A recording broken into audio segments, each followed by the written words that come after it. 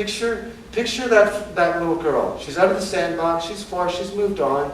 She's climbing a big jungle gym in the middle of the park. It's a bit too big for her. She's 4, it's for the 5 and 6-year-olds. Metal bars. She could fall.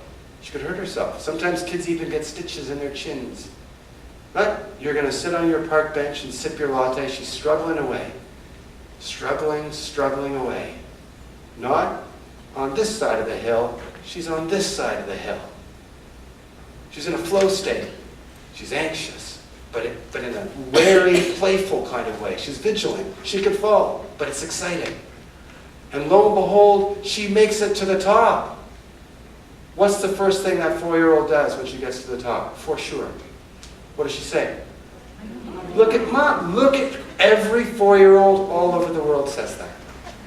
And you say, look at you. And when you say that, she sees herself. She needs you to be there to do that. Let's give that moment a name. Minding. Minding our children. Having them in our mind. When we have our children in our mind, they see themselves in our mind. And then they're able to know themselves. Because what happens, he goes, look at me. And you say, wow, look at you. He's like, yeah. Oh, sorry, it's she. She says, look at me. You say, wow, look at you. And she's like, yeah, I'm a kid who climbs stuff. You know? She internalizes that noticing of her.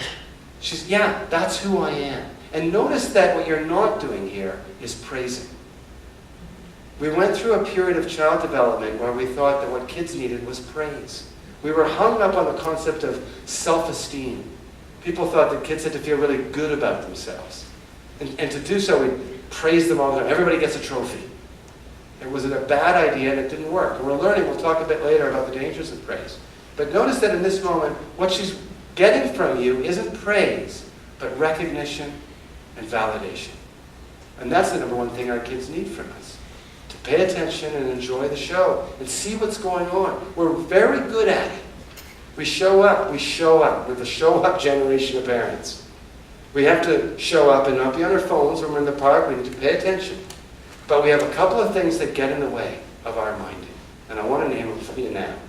The number one thing that interferes with our ability to mind our children in this healthy way. And by the way, this is the dynamic between parent and children that feels the best. Everybody likes the minding moment. The number one thing that interferes with it is our parental anxiety. If I'm too anxious about that little girl in the jungle gym, I'm not sitting on that park bench. I'm up there spotting her, right? Careful, oh, careful! Don't take the purple bars, come take the yellow bars over here, they're closer together. Come on, let's go get on the bobbing chicken, it's more age appropriate. Right? We don't look very good in this mode, okay? We're freaking out. She's actually going to be trying, she's not going to say, look, if she goes to the top, she's not going to say, look at me. She's trying to get away from me. Right? And in fact, there's a real, now we don't want her on a jungle gym where if she fell, it would be catastrophic. We don't want a 2-year-old on this jungle gym. But we do want to let her strive and work away at a jungle gym where she might fall and it might hurt a bit, and she'd learn, but it wouldn't be catastrophic. So that's what we're doing here. And if we're too anxious to let that happen, we don't get that minding moment.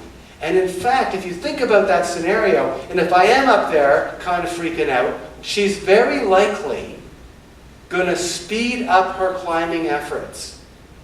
And when she speeds up her climbing efforts, what's likely to happen? She's more likely to fall. The lesson here, right? Because now she's more focused on managing me than managing the big world. The lesson here is, when we let our anxiety get the better of us, we often put our kids at greater risk. Because they become more focused on getting around our adult minds and less focused on the actual dangers we're trying to call their attention to. 16-year-old girl whose parents have told her she can't date her boyfriend anymore and won't let her go to any parties in that neighborhood. What does she do?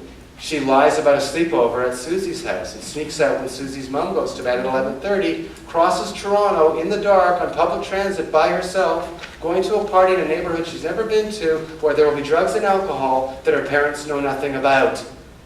Now she's making really bad decisions. Now she's at risk.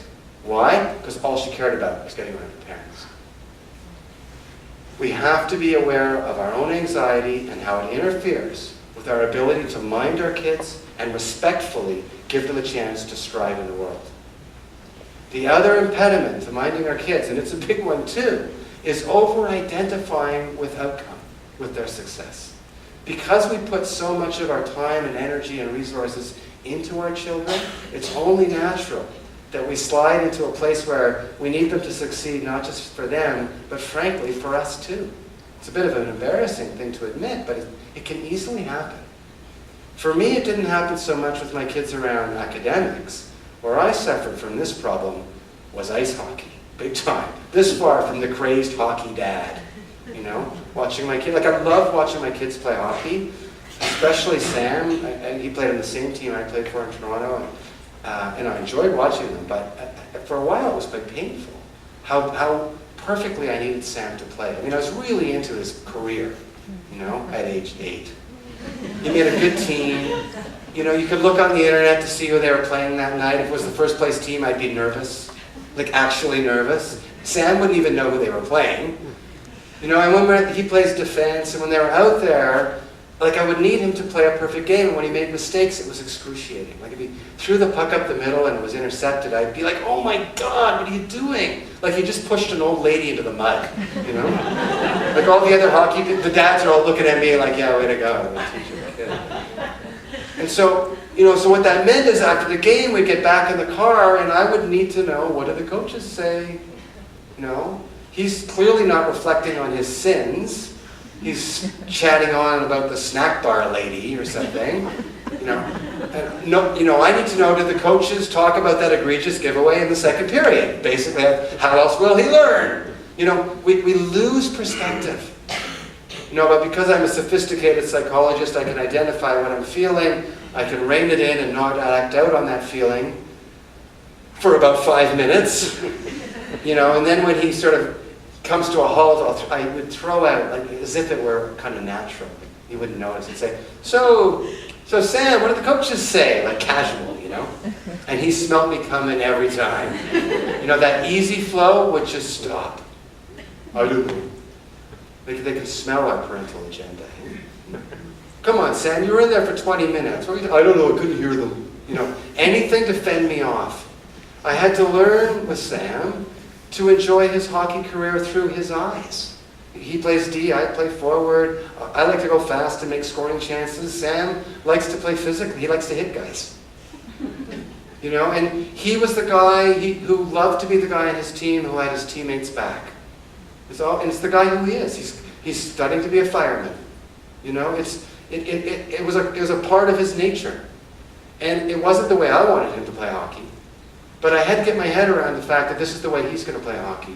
And for this to be a positive thing in our lives, I have to be his hockey fan. His dad, Sam's hockey fan.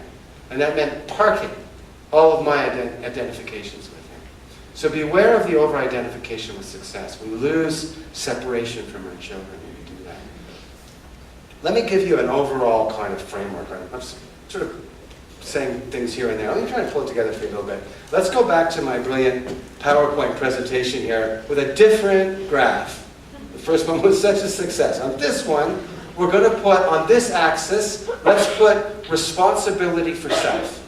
And we'll make it a percentage. 0% responsible for myself to 100% responsible.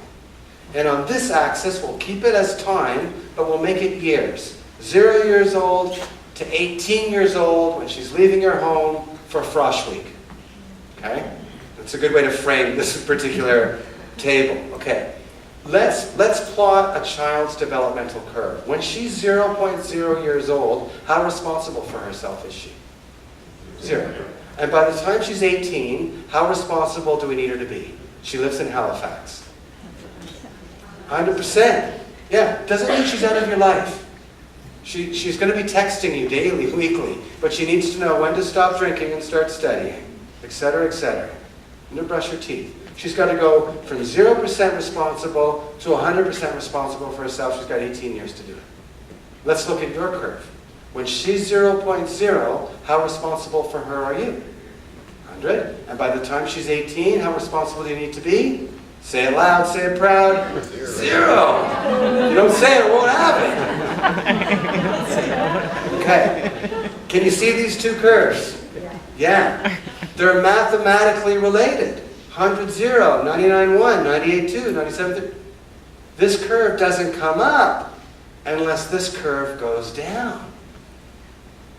This is the curve of childhood resilience, and this is the curve of parental letting go. And I'm talking about letting go of the instrumental parts of parenting. The overseeing, protecting, guiding, directing, reminding, cajoling, bribing, threatening, reminding. There's a lot more. All those active managerial things we do, letting go. With respect to anxiety, this is the curve of a child becoming anxious on her own behalf. This is the curve of a child becoming adaptively anxious. And this is the curve of a parent not acting out on their own anxiety. We're really anxious about our kids. It makes it hard to follow this curve.